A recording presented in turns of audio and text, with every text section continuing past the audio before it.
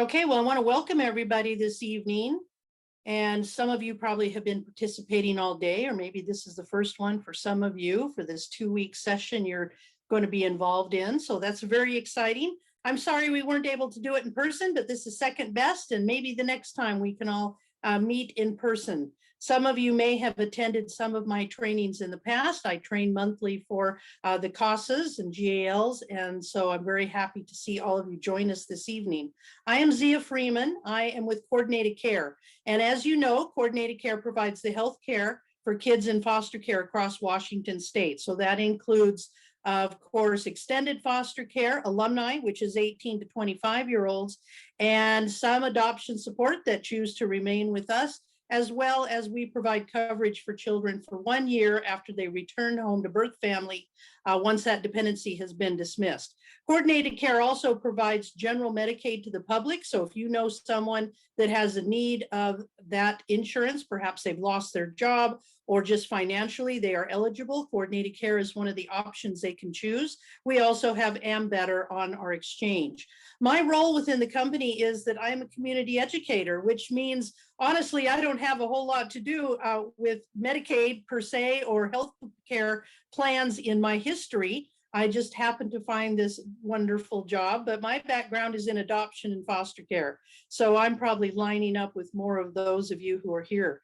Please feel free to always utilize me as a resource. I provide these trauma-informed care trainings. Many of you may have attended them. I do them monthly for your group, and it's just always an honor.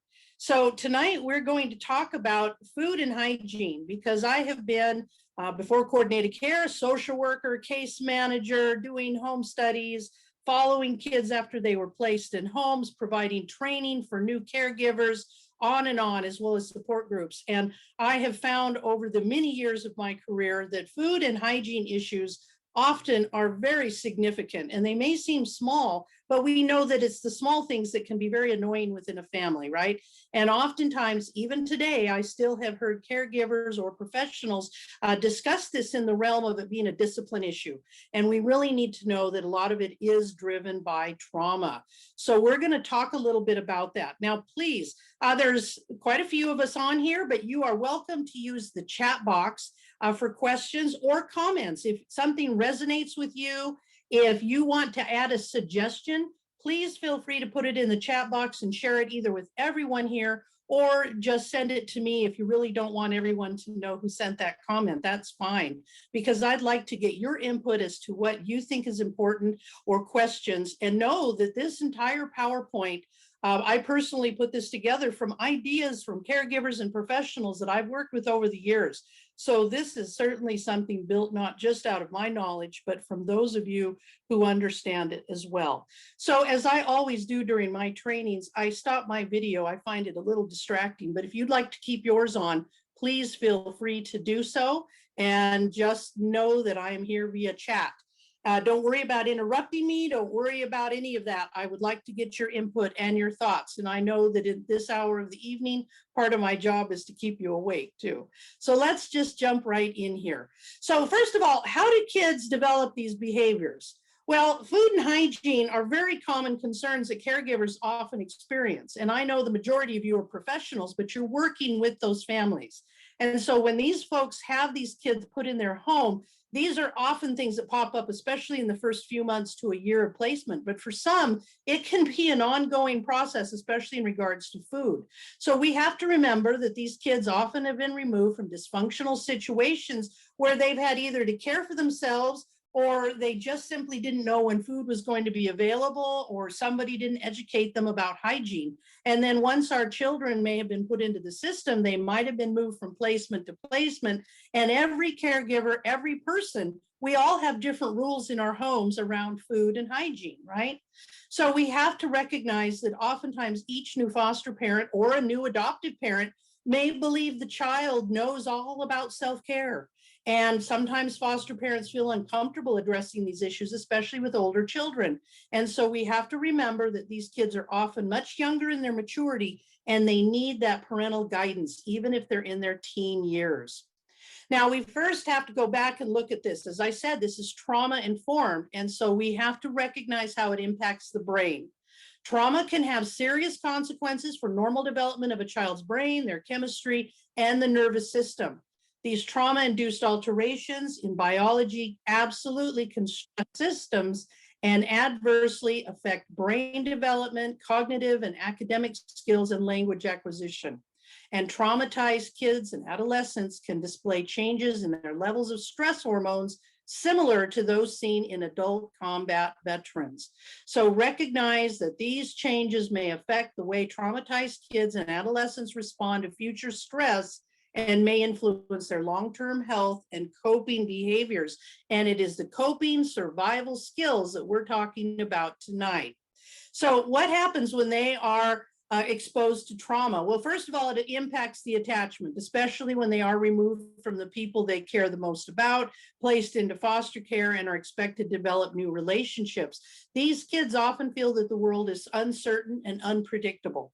They can become socially isolated. They have difficulty relating to, trusting and empathizing with others, and reading the room, if you will. And I know that many of you understand what I'm saying. You've got a kid who's in your face too much, or they don't want to talk to you at all, they don't want to be touched, or they're clinging to their caregiver like that is a lifeboat, right? Then there's biology. A lot of our kids experience problems with movement and sensation, including hypersensitivity to physical contact and insensitivity to pain. So you may hear about your caregivers telling you that my kid doesn't want to have hugs, or my kid acts like if they get bumped into that the world is ended and I have an owie, you have an owie, and you can't see anything, right? Or on the other hand, this kid might run into something, actually have blood running down their arm or their leg or their head. They don't seem to pay any attention to it. They don't cry, or they go hide somewhere and don't let you see the tears. And so it can go either way. And this is also part of the fact that children can turn off their physical sensations and not recognize what's happening, or it can become hypersensitive. Mood regulation. Well, children exposed to trauma have difficulty regulating their emotions. And again, I know I'm preaching to the choir here, but they also can't talk about it. They don't know why they did something, what's going on. Oftentimes caregivers will say they just are mad or glad, right? There's no in between. They don't seem to have any gray areas whatsoever. There's disassociation. This is very common with children who have had physical or sexual abuse, where they literally step away from their bodies. It was the only way for them to deal with what is happening to them. And so what happens at that point, this might be the child who can't tell that they need to have a bowel movement. This might be the child who slaps another kid and laughs when the child is crying and don't seem to recognize that they're in pain, or that that's not a very nice thing to do. Then you have behavioral control. Well, of course, a lot of our kids are either very controlling, or they show very poor impulse control. They can be self-destructive and aggressive towards others. Self-concept. These children often do not view themselves in a very positive manner. They have low self-esteem, shame, guilt, blame themselves for being in foster care. They blame themselves for getting moved from one spot to another. They just kind of hate themselves oftentimes. So all of this is impactful due to the trauma that they may have experienced. And when we're talking about food and hygiene, it will tunnel down to those issues often. So I'm not looking for answers here. These are rhetorical questions, but does your child or the child you're working with get very upset around mealtime? Do you hear about kids eating large quantities and eating very fast, just wolfing it down for a kid who's not very big, but boy, they can eat a lot? They obsess about when the next meal is. Do they steal food from the kitchen or hoard it in their bedroom or backpack? Maybe you've got a caregiver telling you that they found a piece of cake under the kid's bed for the 10th time in a few months, and maybe there's a trail of ants walking in there. Okay, well, these are common concerns for these kids. Food is a basic need for survival, and we have to remember that oftentimes our children are running under survival skills versus family skills, especially in the first few months of placement. When we as humans, and we're part of the mammal kingdom, have not had enough food overall or had it regularly, our brains will become obsessed with the need to make sure it's available. And so children are often thinking about when is the next meal, even though they're in the middle of one right now. What are we going to have for dinner on Tuesday, even though it's breakfast on Monday? And so these children are just thinking about how can they keep themselves safe, and food is part of that. And the younger they are, when food becomes an issue of concern, the harder it is to talk them out of these behaviors. Not that you shouldn't have discussions with them, but we want caregivers to understand, don't expect that just telling the child you're going to get plenty of food while you live here is going to take care of the problem, because their brain is literally telling them we should find food and save it up because we don't know when it's coming our way again. Even when children really know that might not be the case, their brain still may be giving them that message.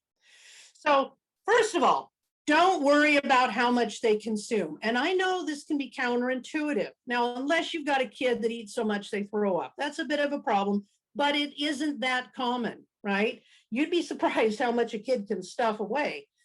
So let them consume that food. But for caregivers, help them to know, let's make food time something that is pleasant, that is friendly, and offer a bit of distraction, especially with younger kids. This can work. Oh, look, there's a squirrel out the window. What are they doing? Oh, look at the cat in the living room. Isn't he being so funny? What do you think he's thinking right now, right? So you want children to be a little distracted. Now, I know some of you say, I don't want a 2 or 3-year-old to be more distracted at mealtime than they already are. But you know what? That actually is a good sign, because they're not obsessing about food. A child who is busy looking all around the room or talking to you or looking at their toys, well, they're not worried about their meal so much. So encourage a child to slow down their eating, put down that fork, maybe make a game of it. Okay, everybody have a bite. Let's chew 10 times. Let's put our fork down, right? Whatever may work.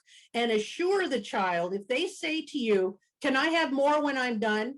Yes, you can have more food, but let's work on finishing our plate now, and let's not rush through it because it's really yummy, isn't it? So do assure them that more food is available if they need it. Now, this may be a simple one, but sit with the child when they eat for company. I know a lot of our caregivers, they either have several kids or they're just very busy. Parents in general are busy. So it can be very easy to get your kids stationed at the table, say for lunch, and maybe you've already eaten or you're just not hungry, and you say, you know what, I'm going to run, put a load of wash in. I'll be back in a minute. You keep eating. Well, you get in there and you might end up doing something else while you're putting the load of wash in, right? And the kid is sitting at the table, especially younger children, and they're wondering, what are you doing in there? Are you having something fun to do? You know, what's going on? And they're more interested probably in what you're doing rather than eating.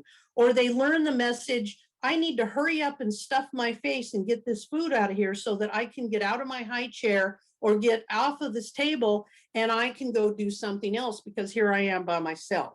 So even if the parent is not eating, I recommend they take the time to sit with the child and have conversation with them. And again, oh, look, there's a squirrel, right? And just hang out with them so that the child knows that there's not anything better going on in the world. It also tells you, what does that kid like to eat? Because if you come back and the kid's plate's clean and the dog is licking their chops, right? Maybe it's like, maybe the dog ate most of it. So this way you also know what's happening in reality, what your kid's eating. And food is just a wonderful way to bond with a child because we are working on developing trust and security and easing anxiety. So you want them to learn that the caregivers are there to care about them and take care of them. And this is a wonderful way to do it because food is one of our basic needs. Okay, so the trick is we're not limiting food, we're making it healthy. You offer frequent, small, healthy snacks and meals. So instead of limiting food, you offer it often. You don't wait for a child to ask because a lot of these kids are not good at doing that. And if you're coming at them with the food, then they don't need to wait till their brain is saying, let's go find it in the cupboard and get it when somebody's not looking. So the string cheese snacks, the oatmeal snack bars, the healthy crackers, the cut up raw veggies and fruit, they don't even have to have a whole apple, right? I'm hungry. Okay, do you want a piece of an apple or some orange? And you've got it cut up and put into a baggie. And of course, when I say you, I'm referring to you assisting your caregivers, or some of you may also walk in both shoes. And so assure the child they will get food often. What if I eat this and I'm still hungry? Well, then we can have a piece of carrot, right? We also want to make sure that the child is getting lots of fluids. Many times we think we're hungry when we really are a little dehydrated. So having children drink lots of little drinks, they don't have to empty the entire 16-ounce bottle of water. They just need to take a few sips often throughout the day. If they really hate water, then having really watered down juice is a good complement to that instead. And so we want to make sure that this child knows food is plentiful here. And in fact, ideally, you have a basket in the kitchen on the counter that has fruits that they can eat, or if you've cut it up or it needs to be refrigerated, that there is a shelf or a drawer in the fridge that they know that they can help themselves pretty much any time. They don't need to ask for your permission, and they can go help themselves. Now, I know some caregivers go into panic mode and they're like, oh my gosh, he's going to eat everything in that bowl. Well, you know what? So what if you do that in the first couple of weeks? That is normal. It does not mean it will last that way.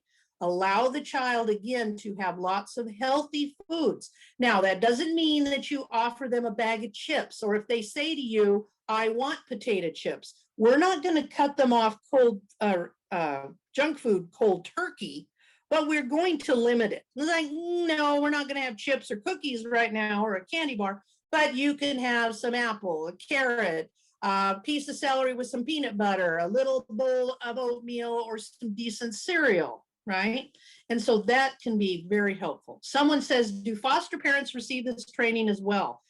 They do if they log on to my public trainings, and or if they're with a private agency that may offer it via my trainings. But this is not an alliance one. This is one that only I offer, even through coordinated care. And often I've told people, or I've been told, nobody talks about this. So that's part of the reason I developed it.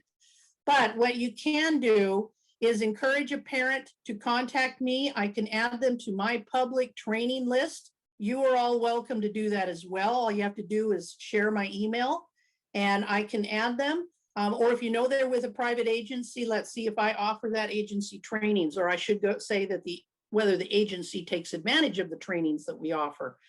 So yes, this is very important for them as well. Of course, know that the child may make a pig of themselves initially, but it's healthy food, okay? We're not giving them a bunch of junk food. And usually when they start to recognize food is available, they slow down.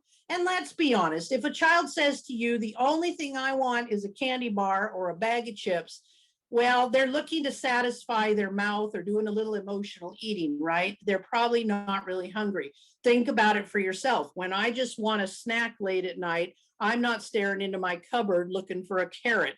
I'm looking for chips myself.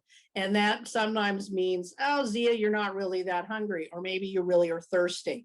And so we want to make sure that while we're not cutting kids completely off of junk food, it is very much limited to be replaced with other things. Put a snack on their bedside table every evening. Now, again, doesn't have to be something big. Sometimes parents will say, well, if they don't eat it, it's wasted.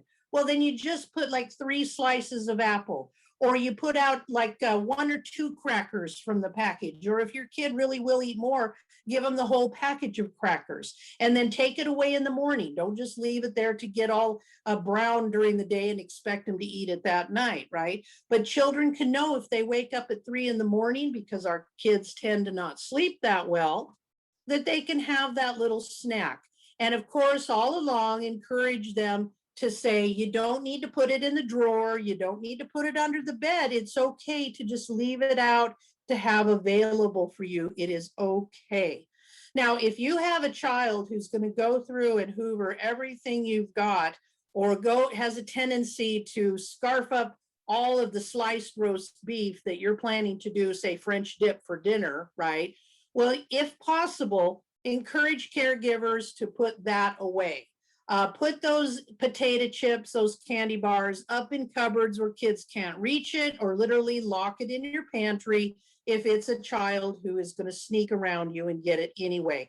And do remember, if it sits out, children will be interested in it. So what is sitting out should be something that they can nosh on. But you've got to be aware of the fact that some kids will be kind of sneaky because they don't know that you're going to say yes, and they'll go and help themselves. So do encourage caregivers to tuck food away if that is a concern. But what we don't really want to do is put alarms on doors for children that when they come out in the night and they go to the kitchen, we're going to know about it and we're going to limit their food. And I'm a little bit alarmed by how often I still hear that going on. So we want to encourage people to let kids have food, just put away the stuff, like I said, the roast beef for dinner, or put away the junk food. And just be ready too, that if you've got a kid who 5 minutes before dinner starts crying or picking a fight with someone, and I've heard about this so often, that what you can do is just give them a roll. You're going to have rolls at the dinner table. Give them one now with a little butter on it. Give them that carrot again. So what if they go to the dinner table a little bit fuller? Does it really matter that they don't eat as much perhaps for dinner? This idea that we should have 3 big meals a day really is not necessarily that healthy. We actually all do better if we ate small little meals throughout the day, kind of like cats. If you're familiar with cats, they tend to eat a little, go away, come back, eat a little more, and they graze. And for most animals, this works pretty well. We just want to avoid, of course, eating all the junk food that puts on the weight and puts on the calories without any nutritional value. And by helping our children eat healthy, but knowing they can have lots of food to eat, it will help appease the brain, it will help their bodies to grow, and it will keep them going along knowing they have food. All right. Be consistent with meal times. Very, very important. These children need consistency. Sometimes our kids, it's not a matter of whether they had enough food at the end of the day. It might just be that they got it all though in 1 or 2 meals and they went half of the day without anything to eat. So we want to be consistent throughout the day with what time food is. And if you've got a family who is running to go to a baseball game, that's fine, but make sure you've got some crackers or something in your purse, the caregiver's bag, that the child can eat at mealtime, even though you might be hitting Burger King on your way home and all the rest of the family understands that. For this kid, if dinner's at 6 o'clock and you're not going to get to eat until 7:30, they should still have a little something to eat at 6 o'clock. We also want to know that they can find something on the table at mealtime that they like. Who doesn't want that, right? How many of you can answer or not, have you ever been to a restaurant that was new and you get in there and you look at the menu and you go, there's really nothing here that I really like. Or you go to some party and the food is like, not really your cup of tea, right? It's a little disappointing. Well, for children, it can be really stressful, and especially if they've been moved around a lot, it can really make them feel like, oh my gosh, when am I going to get to eat something I like again? And so it's important that there be something on the table that they will like. If it's salad, if it is some mashed potatoes, or they like the baked potato, or they happen to like meat, let it be at least one thing, or they like rice, or they like noodles. Make more of that and have it often, so this child will always have something on that table that they know will be there that they like. And when we are consistent and offer these things, this helps build attachment to their caregiver, because when we have someone caring for us, even if we don't know them very well, if they're feeding us, we're going to have a little more trust, aren't we? All right, this can be contradictory, but offer food often. Do not use food as a disciplinary tool. Just our overview of what we've talked about. Avoid power struggles. Keep your ego out of it when they refuse food. So when your kid says, I hate what you're cooking tonight, as annoying as that may be, want your caregivers kind of suck it down and don't get into that power struggle with them, because the kids often are just trying to get the upper hand because that's how they feel safe. And so just let it go. Here's an example. A child may say to their parent, what's for dinner tonight? And the parent says, we're having chicken. I don't want chicken.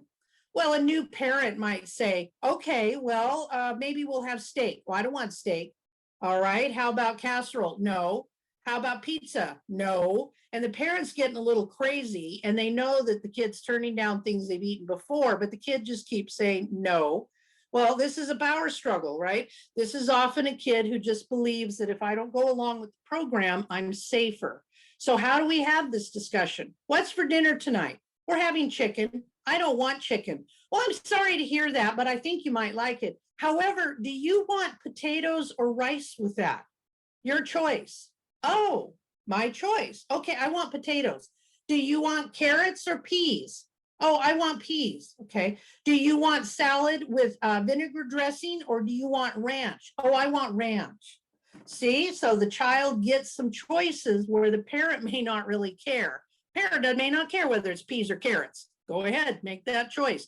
But the child gets a little bit of control there, and the parent ultimately, of course, is in charge of the whole thing.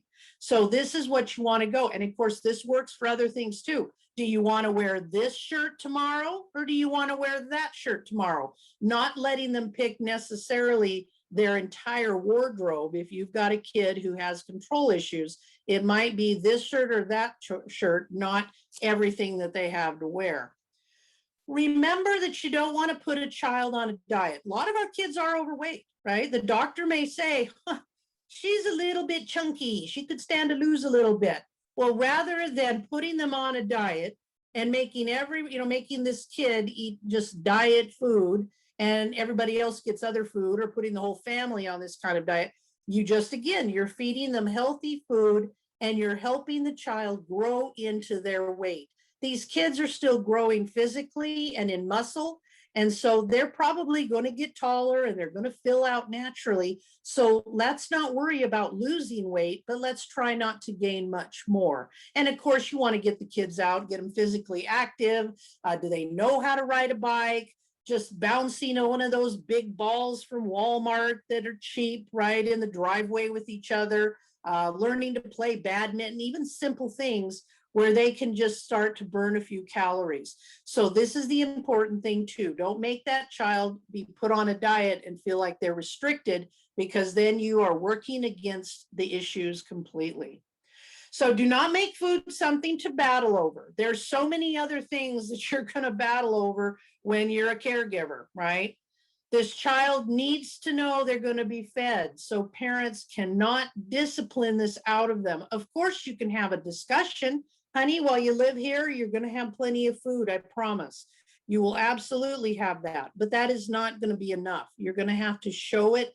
And so parents need to know that punishing the child because they ate a little too much, or telling them you've had enough, that's it, I'm, no more for you. And of course, never use it in the sense of you were inappropriate in such and such today, and so you're going to bed without dinner. That is not okay. Absolutely not. Limiting food will only make these behaviors worse and increase stealing, hoarding, and distrust, and certainly can lead to eating disorders on the extreme end. Okay. Pick the battles. Encourage parents not to push our kids to taste everything. Now, I know some of you as parents, that may raise the fur on the back of your neck, right? You may say, hey, I do that. I have my kids taste things. My parents did too. I do that. But the important thing is, rather than, again, getting into that battle where you need to try this, you just show them how yummy it is. Oh, you don't want to try this casserole? Okay. But oh my gosh, it's so good. Well, I hope you're enjoying your mashed potatoes, but that just leaves more for me of this. And when you really seem to enjoy it, and or other family members enjoy it, well, they may have a taste, right? And if they say, ew, I don't really care for it. Okay, well, again, more for me. Don't worry if children are fussy. Remember, children, first of all, naturally can eat very simple things over and over and over, right? Who hasn't heard of the kid or known the kid who just wants chicken nuggets 20 days in a row, or the peanut butter jelly 20 days in a row for lunch? But also know that when we are young, our food tastes, taste buds are very sharp and clear.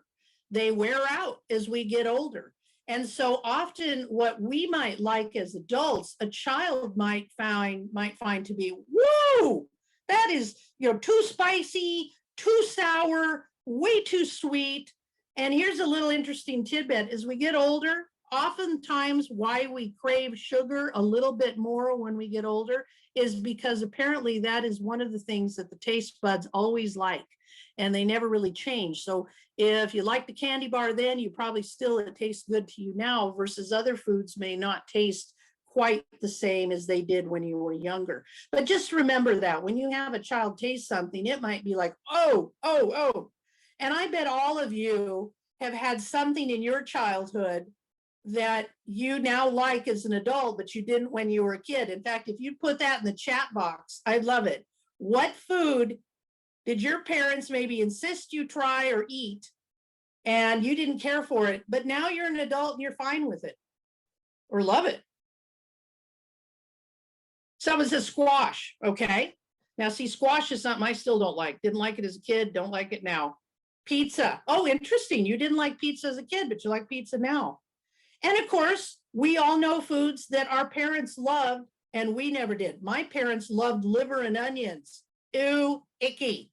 I still don't like them. Okay, yucky. Brussels sprouts, there's another one I don't really care for either.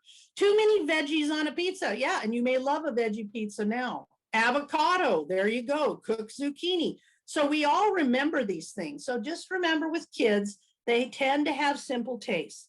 Offer choices where you can, okay? Think about it as an adult. You get to choose whatever glass you drink out of, right? Someone said cottage cheese and they still hate it. You and me both. My mother thought cottage cheese was to die for. But you can go to your cupboard and you pick out the dish that you want to have a lunch on, right? I certainly do. Not having kids in my home at this time, I go and tend to pick maybe my newest dish I bought for myself. Well, give kids a little of that too. Do you want to drink out of the blue glass or the green glass?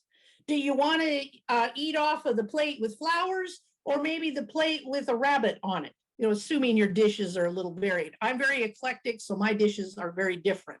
I gave up that whole trying to match my dishes a long time ago. Now I just go with what I like. So give kids choices. Do you want to put the silverware on the table, or would you like to put the plates on the table? Or would you like to pick up stuff after dinner, or would you like to put it on the table before dinner? Giving kids choices can also help them be more agreeable in the areas that they don't get as much control. All right. Of course, we were to talk about kids have simple tastes. Find out what they like to eat.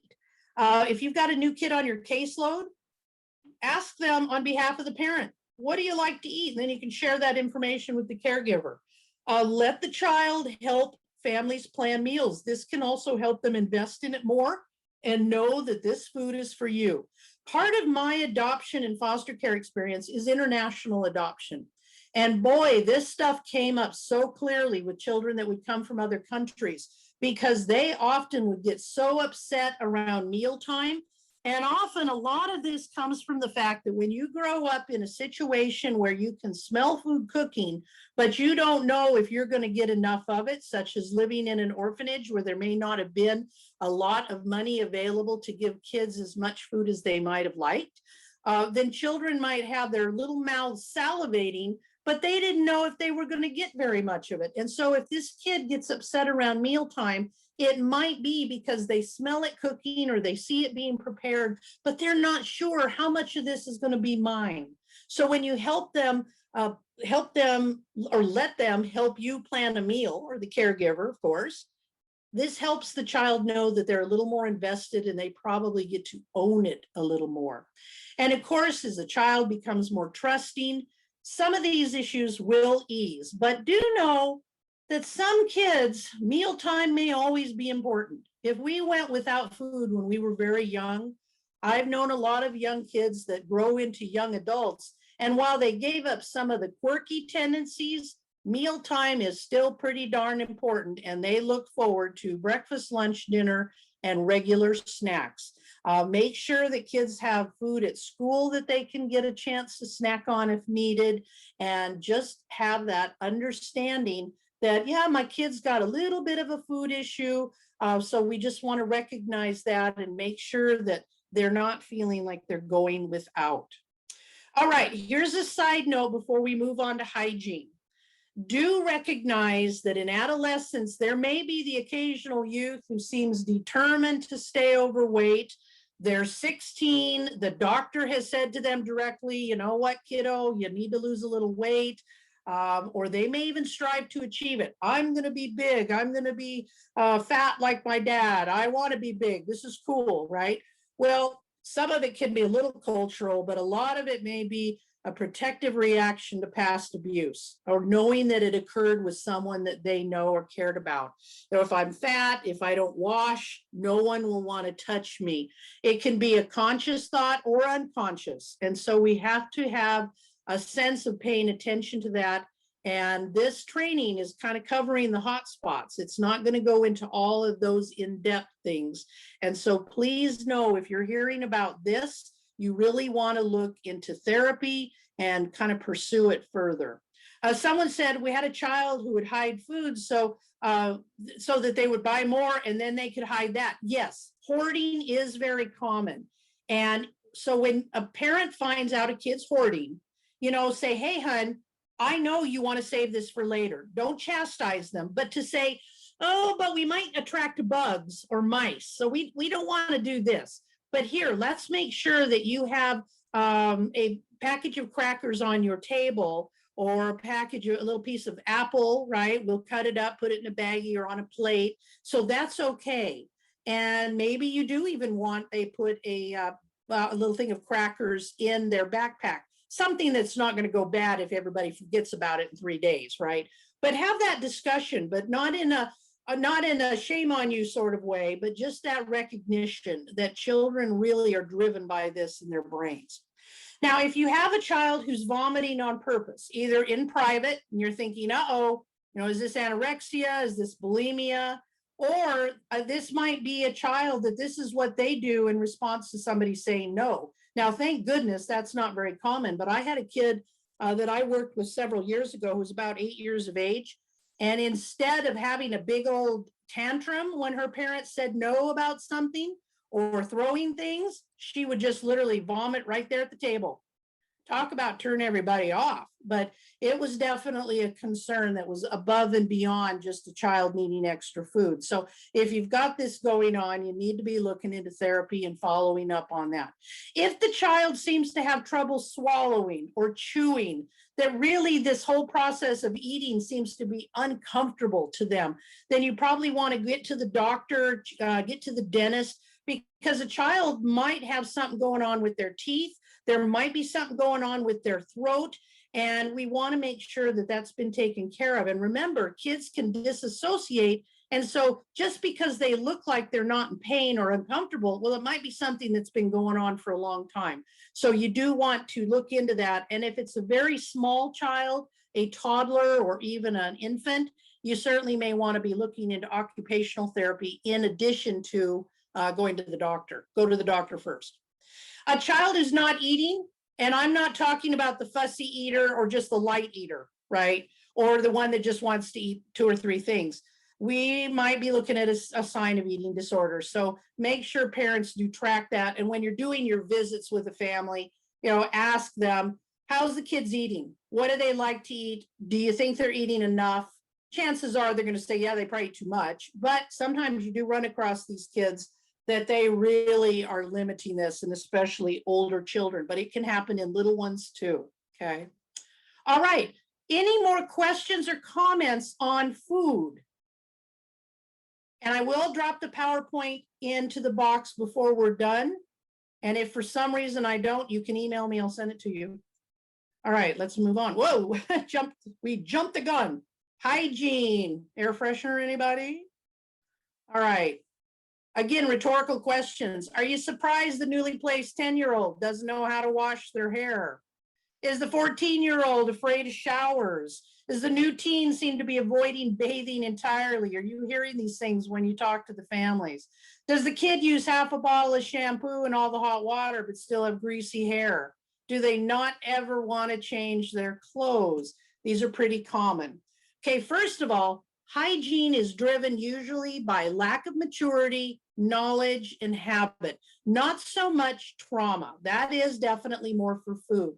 But hygiene is something we generally learn from our main caregivers, right? From our families. So depending how old a child was when they came into the system and or how long they may have lived with certain foster families, this is probably where they picked it up. And of course, caregivers assume if they get a 10-year-old, well, of course they're potty trained, right? Of course they should kind of know to change their clothes once in a while. Of course, they probably know how to take a basic bath. And if they find out that they don't, well, it makes a caregiver really uncomfortable because they're worried about crossing boundaries and just having that embarrassing conversation. Let's start with the basics, brushing your teeth. If you brush your teeth with the child, it helps avoid all kinds of lying and arguing. I could spend so much time over the years listening to parents complain that they would ask the kid, did you brush your teeth? The kid says yes. The parent checks the toothbrush and it's dry and the fur flies, right? Bottom line is, do it with the kid. Or if they have a responsible teen in the house, right? Go brush your teeth with Jack. That would really help me out. Thanks. That way, you know, and it helps again, give the child company for something that can be kind of boring. Buy flavored toothpaste and fun toothbrushes. Now I'm talking about older kids. If you got little ones who still have a tendency to swallow the toothpaste, you need to buy that specific toothpaste. But for the caregiver who has older children and they just don't seem to like to brush the teeth, let's try some flavored ones. Now, I'm a crazy lady in the sense that, hey, I'm in my 50s and I love different flavored toothbrushes. Or toothpaste. My husband says, Zia, most people use up a tube of toothpaste before they buy another. And I'm like, what? That's crazy talk, right? I probably have 10 different ones in a little basket. I have chocolate, I have apple, I have watermelon is really good. Crest watermelon for kids, really tasty as a side note. Different ones, and of course, various mints. So get something that your kid might like a little better. And remember, just because you love that sharp tasting spearmint toothpaste, maybe it's just a little much for your kid, right? Remember those taste buds. So try some different ones to see if maybe that'll motivate them, but make sure, of course, they're not actually eating it. I mean, I have a berry one that's really pretty tasty, but you got to be careful that the kid doesn't just swallow it down. And then, of course, make sure that they visit the dentist as needed, because it is really easy for children to have dental issues that they may not be aware of. They may not be telling you about a painful tooth, and they just think it's normal and they've learned to ignore it. So make sure that you do get to the visit dentist regularly. All right, laundry. First of all, explain to the child why changing clothes every day is important. It's important that when we take a shower or a bath, we're clean, and if we put on dirty clothes, well, it kind of defeats the purpose. And your clothes need to be washed so that they can get cleaner, because if they're really grungy, they may never get fully clean again, and they last longer, and on, right? So you can explain that. But if you've got a child who's very resistant, or they just don't really understand why this should happen, get a reward system going for changing clothes. Hey, at the end of the week, if I see 7 pairs of socks and 7 things of underpants and 2 or 3 jeans, or maybe 7, then you get to pick the movie for Friday night, or you get 2 items at the dollar store of your choosing within reason, right? So putting reward systems in place can be really helpful for things like this to help establish that habit. Set days to change sheets and towels. Remind the child, thank you for picking up the towel off the floor, after you remind them to pick the towel up off the floor. But it's just important. You remind them, then you reward it. Thank you for putting your towel over the rod to let it air out. And in this house, we change our towel every day. Or in this house, we change it 3 times a week, but we hang it up so it doesn't stay wet and get mildewy. We change our sheets once a week, twice a week, whatever, but have it be something they participate in and they know the schedule for. Because keep in mind that perhaps this child came from a situation and you probably are going to know a bit more about their situations. They may have come from a family that lived on the street. They may have lived with a family that was living in a house that the water had been turned off because nobody was paying rent, and they didn't have access to regular showers. There may have been a cultural perspective with this child, and their family just didn't believe that you needed to shower every single day. For example, when families would bring home children from other countries that I worked with, a lot of these kids were not used to full baths. They were used to having sponge baths. And so when a parent would put them in a full tub, these kids would freak out because like, whoa, what are you doing? Trying to drown me? I mean, they just didn't get it. So we have to recognize, where did the kid come from where some of these behaviors may have been in place. Somebody has a comment or question. Someone said a teen wouldn't shower and found she had to ask foster parent for everything, and she was afraid, so she just didn't use them, then made the foster parent mad. Child was moved as soon as possible and shouldn't have to beg for soap, toilet paper. Agreed. Absolutely agreed. That's why, like in regards to food, they have a bowl or a drawer they can nosh out of. If you expect children to ask for things, a lot of our kids will not, because they are afraid it's going to be no, or they might get in trouble. So we're going to talk about this, and that can be something you can look for within your family. What did you give the kid to wash with? And you can ask the kid that. Just, oh, so, you know, what soaps do you use? Or maybe you tour the house and you kind of check that out, right? And we're going to talk a little bit more about actual products for this. So for skin issues, make sure I didn't miss okay. For skin issues, we're talking about teens usually, but maybe younger ones who have rashes. Take them to the doctor, get tips on acne and other concerns, get some medication. Yes, it's normal, and help the child know zits are normal at your age, kiddo. Hey, you won't have wrinkles when you're 40, but you know, they're not going to care, right? Nobody wants to have zits. We all remember going through that as a teenager.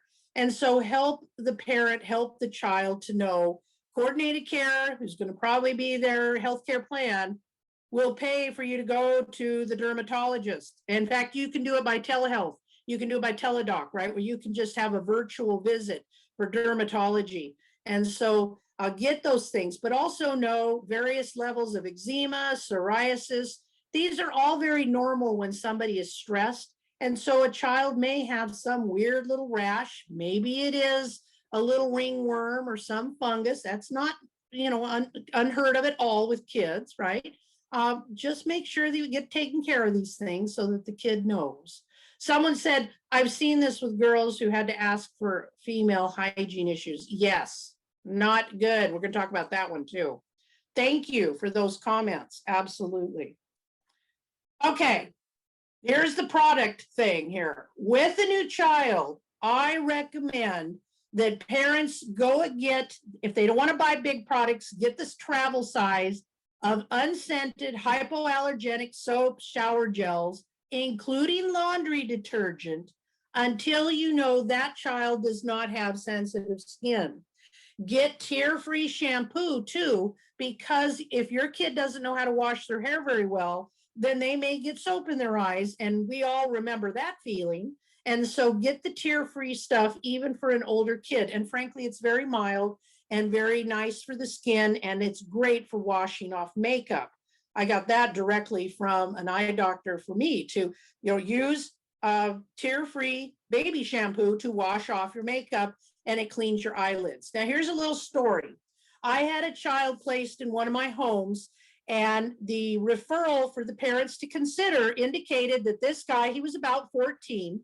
He was behaviorally pretty darn good, no issues at school. He was really pretty nice, but I don't remember why he was moved. I don't remember. But the one thing that was noted was, gosh, he doesn't like to bathe a whole lot.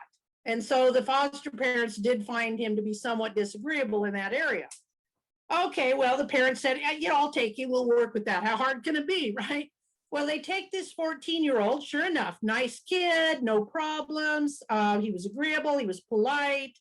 They found him to be a joy, except that sure enough, within a couple of weeks, woo, little stinky. And of course, a lot of people know teenage boys, just based on going through puberty and hormone levels, can really reek if they don't shower a lot and they're physically active. That just adds to it. And so she would drop these hints, here's a fluffy towel. You need to take a shower tonight, just good hygiene. Well, he was really resistant. And she would notice that even when he did take a shower, he still didn't seem to have any cleaner hair and he still smelled. Finally, she'd had enough. She said, look, kiddo, sorry to be blunt, but yo is stinky. Okay, what's going on here? And he just said, immediately got defensive, and he's like, it hurts. It hurts. She said, what do you mean it hurts? Do you mean the shower spray is too hard? Or no, it hurts. It hurts. She said, I don't know what you're saying, because he just reverted to the caveman level of communicating. He just hardly wanted to say anything other than it hurts. And he was gotten really crabby with her too, which was unusual. And finally he said, fine, I'll just show you. And he stomps off and he takes the shower and he comes out with a towel wrapped around his waist and he sticks out his arm and says, see?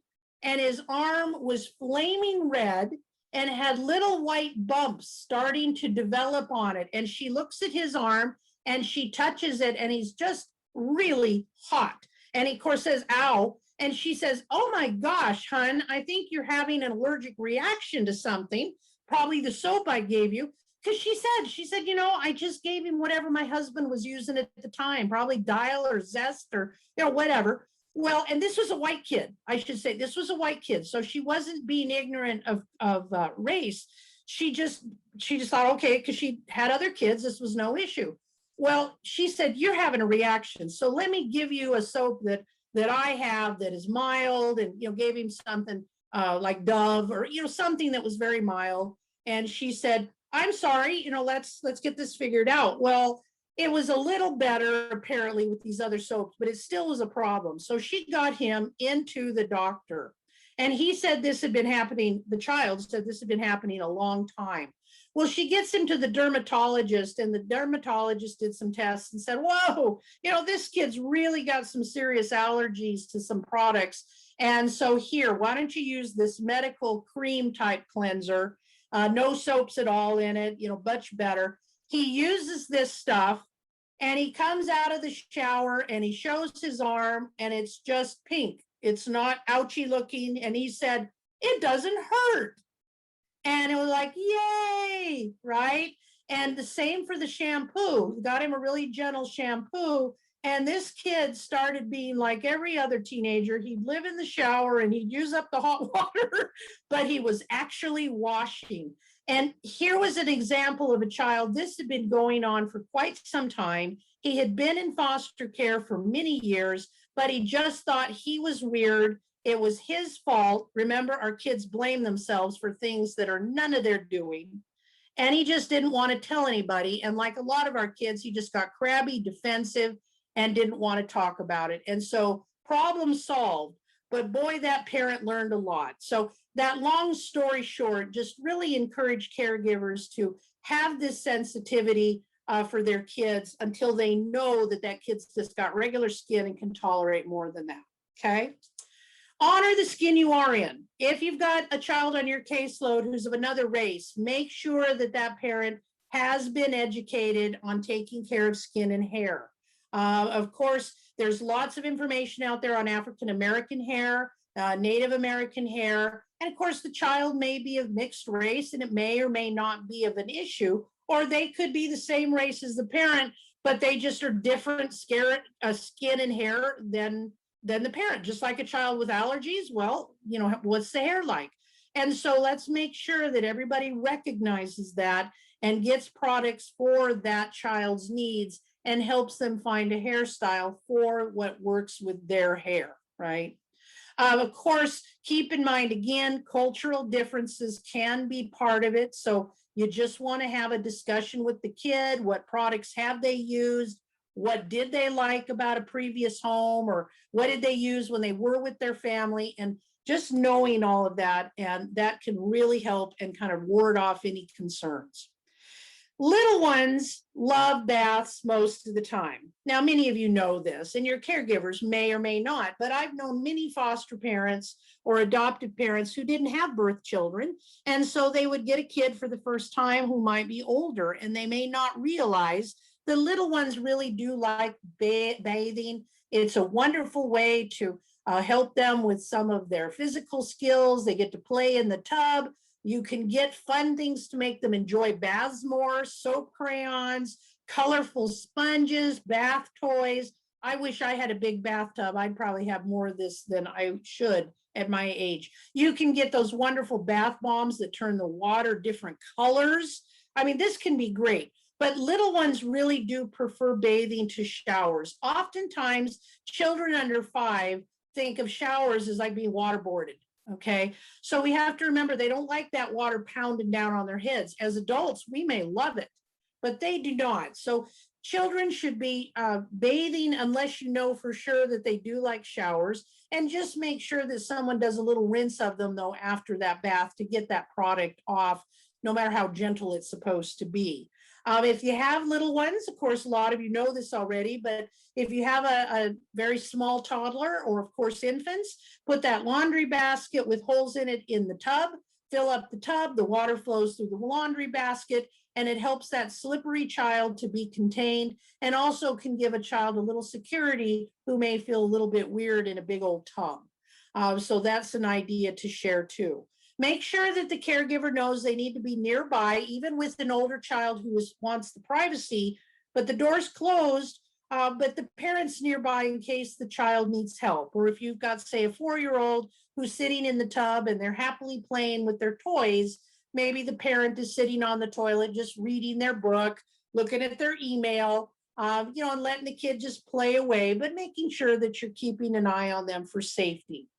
In general, baths can lower blood pressure and help with sleep. Showers stimulate. So this can be nice for older children that you need to help them go to sleep. Let's take a bath. I also had a young lady in one of my homes one time. She was a teenager, but she didn't bathe very much either. Well, come to find out, it was as simple as she didn't like showers, and she didn't realize that she could take a bath. So when the foster parent said, well, of course you can take a bath, that's perfectly okay. You don't have to take a shower, just take a bath. She was like, oh, okay. And so she took baths and then just rinsed the soap off. But, can be something very simple, but kids often do not ask for that assistance or that knowledge. All right, if you've got a child who has concerns and they're extremely modest, or they've been abused, the parent knows this, give the parent the suggestion. If the kid really doesn't seem to know how to bathe themselves, everybody could wear a swimsuit, and you lather up that bath sponge, that poofy, you hand it to the kid, you gesture what to do, right? This can be very helpful for the child who just is very leery. Generally, using same gender parents when possible is helpful, because this way you can kind of teach them without everybody being naked. We, of course, know that's not okay, but this can be a helpful way to educate kids of all ages. I had one parent tell me this, and I think it was great. Put a laminated sheet on the wall to remind them of each step, such as get yourself wet, soap up the sponge, wash yourself all over, do the armpits and the crotch and the butt and the feet especially. We don't need to wash our elbows for 10 minutes, right? Usually they're not dirty unless you're talking about a little kid who's been rolling in the dirt. Wash your hair. Be sure to rinse everything well. Do not use more than a, say, dime size of shampoo unless you've got really lots and lots of hair. So that can be very helpful, because a lot of kids, they use way too much product, then they don't get it all out, then their scalp itches, or it's greasy really fast, right? So we have to really educate kids without judgment, without surprise. What? Nobody showed you this? Nobody told you this? Just be like, okay, it's okay. We all have to learn sometimes. It's okay. And just do the general information. You don't use more than a quarter size of shampoo if you have really long hair. Or here, this is a good idea too. Dilute the shampoo a lot so the kid doesn't have the full concentrated amount. That can help save a little bit as well, or the shower gel. And just have the parent be very matter of fact, even though they might be a little embarrassed. It's just like, nope, just matter of fact, it's okay. Remember the deodorant antiperspirant for adolescents. Anybody heading into puberty, this is when those hormones kick in and those sweat glands start to get overly activated. I do recommend kids use antiperspirants. I know a lot of people want to use natural deodorants, but frankly, a lot of these kids, they're going to sweat a lot, and nobody likes sweat stains. That's embarrassing at any age, but it really is as a kid. So I encourage that. But remember, it takes a while to learn how to do it. So parents have to remind the kid before they walk out the door. Did you use deodorant? Oh, I forgot. Okay, well here, put this on, put it on under your shirt. It's okay. But it takes a while to learn the habit. And so they just have to be reminded, and it's no big deal. And if you have determined that the kid doesn't have any issues with skin, hey, there are so many choices out there. I'm embarrassed to tell you how many bath products I personally have. There's so many scents and smells, like, ooh, this is nice. This is nice. That really can motivate a kid to use the product appropriately and as needed. So, just because you've got boys in your home or you've got girls, don't assume that they're all going to want to use the same as the adults or the other kids. And it's nice for each kid to have their own products, not have to really necessarily share with everybody everything that they use. Wash their hair for them. This is probably the last thing that kids learn to do appropriately. So little ones definitely wash their hair for them, but even older kids can love it. I've had parents who are good with teens say, hey, I think it's really relaxing to wash hair. And so, hey, why don't I wash your hair over here in the sink? And, you lean them back, and maybe you get one of those things you cover their shoulders with so they don't get wet and it catches any product. And the parent can just chatter away and talk to them, and can even explain to them, it's so important to wash our hair and give our scalp a little scrub. And if you have long hair, you don't wash all the way to the end, because generally our hair is not dirty all the way down, unless you only wash your hair once in a blue moon, or you're rolled around in a puddle, right?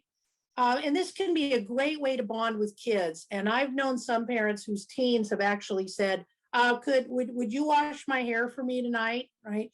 They find it a nice way just to have that connection to a parent.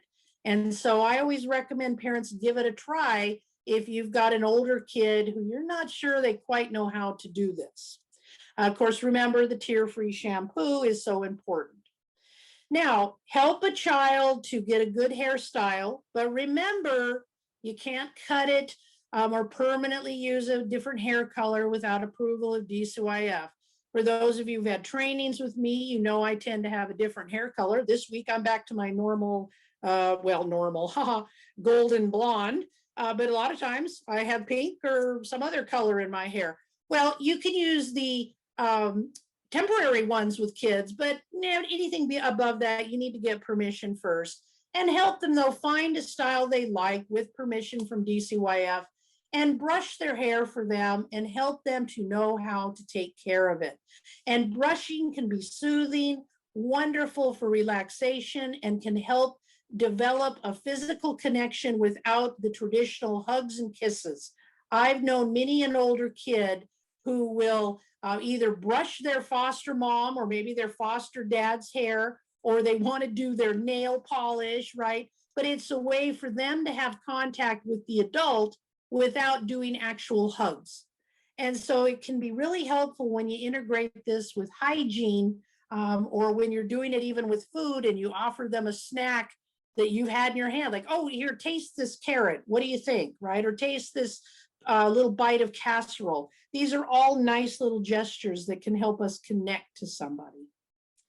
All right, let's talk about potty training. I know, not always fun. Parents get uncomfortable, but we do know some of our 4, 5, 6, 8-year-olds, 9-year-olds, they have problems, right? And so we have to get in there just like any parent would and help that child. So If you've got a kid, you're washing the laundry and you're going, oh my gosh, I'm not touching these underwear, right? Think about the Charmin bears on TV. Those commercials get a little more blatant all the time, don't they? They start referring to things in a more realistic way all the time. But you got to just get in there. So you tell a child you don't need to use half a roll of toilet paper, and you shouldn't be clogging the toilet every time you're in there, right? I mean, it happens, but let's try not to do that.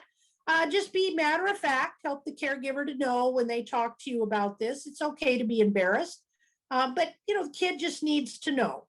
And so sometimes they just need to be told you don't need 15 pieces of toilet paper. And it is important, though, to use it and make sure the girls know how to use it properly, because we just can't assume that somebody taught them.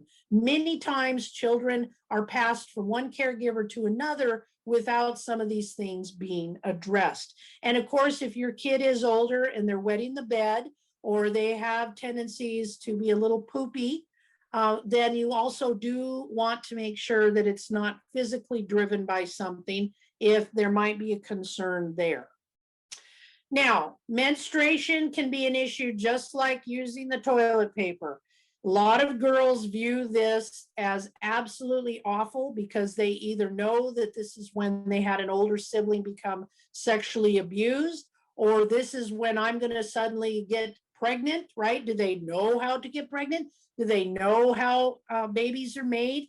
This can be really traumatizing. Also, bottom line is, from the beginning of time, we must educate our females on what menstruation is. We've got to have those discussions. So if you're having a girl who's 10 and older, placed in a home that you're working with, please make sure that conversation has occurred. Books can be acquired.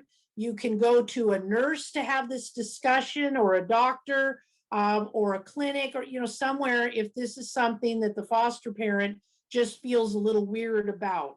But make sure that this poor kid isn't going to just start bleeding out of the blue and nobody's talked to them about this, okay? We want to make sure of that.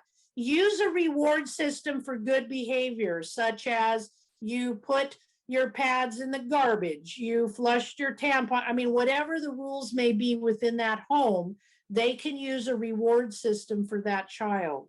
For example, here's some, of course, gross thoughts, but we've all heard about children or known children who smeared feces on the wall, right? Well, children have been known to do this with the blood. It's important that the parent not overreact, but they do have the child assist them in cleaning the mess up.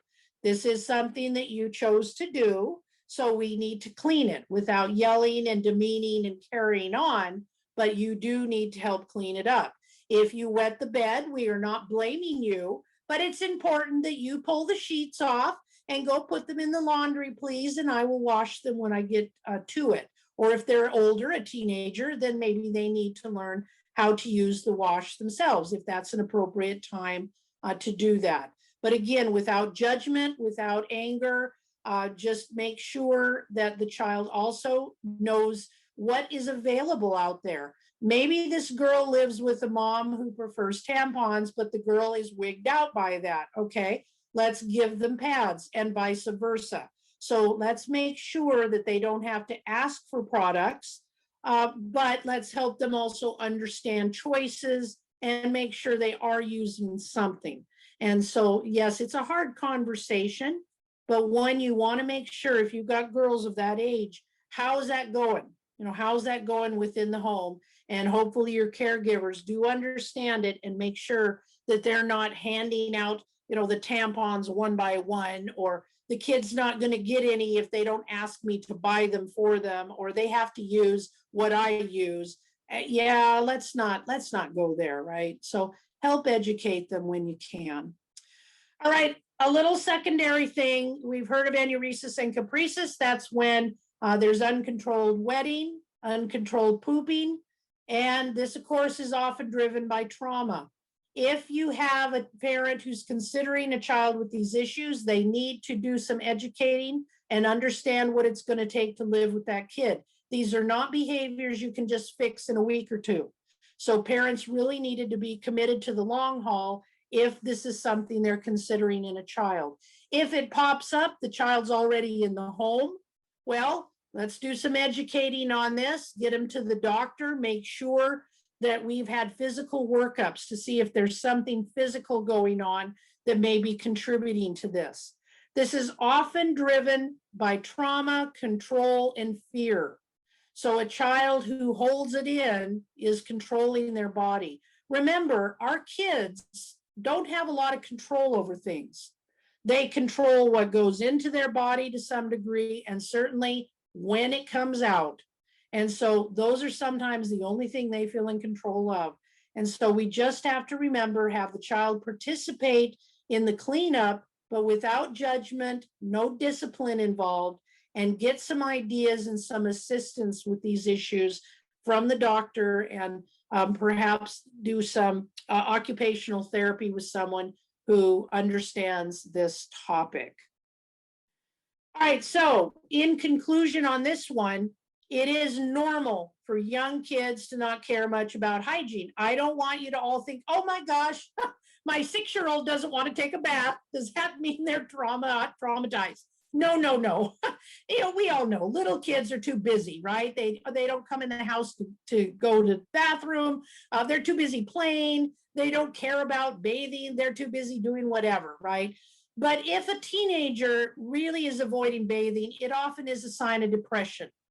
And so please make sure that you may have someone to talk to, let case managers know, encourage the parents to let you know too, if this is a concern, so you can give them ideas and some resources. And of course, kids of all ages need to be reminded often. Remember, our 14-year-olds often act like 8-year-olds. And if they don't have a history of getting regular food or bathing regularly, well, they need to be reminded just like little people. And so we just have to have that patience and help the parent know this is actually pretty normal in the world of child welfare. And for a kid who's come from perhaps their background, a lot of this is very normal, and you should expect to see some improvement and some issues. And again, please remember, of course, this may be when you need therapy or just some suggestions from a case manager who's kind of savvy. Feel free to utilize me as a resource if you'd like. And of course, there's a lot of books on this topic as well. So that concludes our training. I'm happy to see we got it in within the time frame. My apologies if I talked extra fast, but I didn't want to run over. I am at this point going to give you the PowerPoint if you wish it. So give me just a second here to find it and drop it into the box. But if you don't grab it, you can write to me and I will give you my email yet again.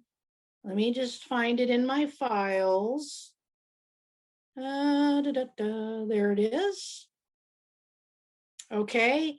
I also would like to remind everyone, because those of you who followed my trainings, I tell you about this all the time. I run a support group for caregivers, for foster parents, for kinship, for adoption. And so whether they're in the beginning of the process or they are a very experienced parent who just wants to share their brilliance with others, I would love to see them attend my group. It is twice a month. There will only be one in November, but normally twice a month. And so let me drop that into the box as well. They are, of course, free of charge, and they are just part of a coordinated care package.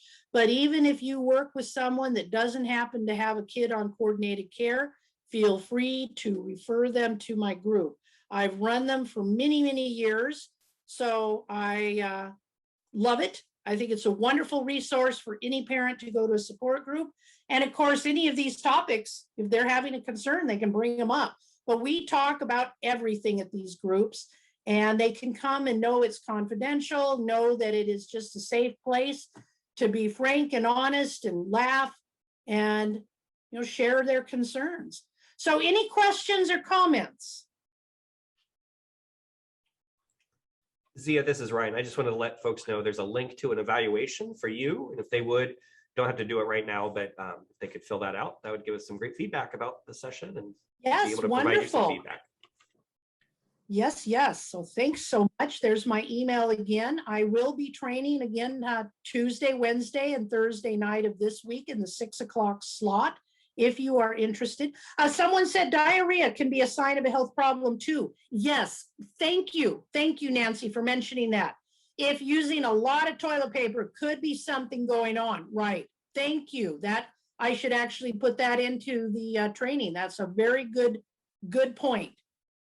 And so just know, help your caregivers to know all this is normal. It may be weird, maybe a little uncomfortable, but it is really quite normal.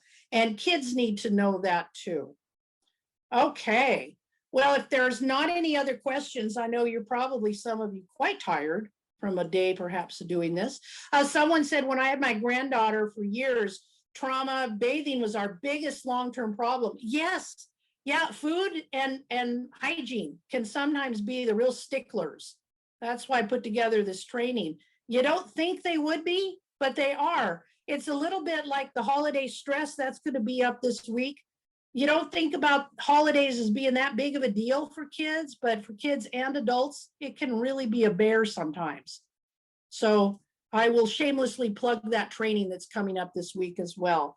And then also, Ryan has given me the honor of training with CASAs once a month, and I will continue that into the new year. So this is also an opportunity for you to catch on to some of these topics again. Plus, we're going to add some new ones for 2022. All right, thank you. Anything else, Ryan, we need to share or you need from me? I'm good if you're good, Zia. Okay, folks, thank you and enjoy your conference. And we will perhaps see you in future evening. Good night.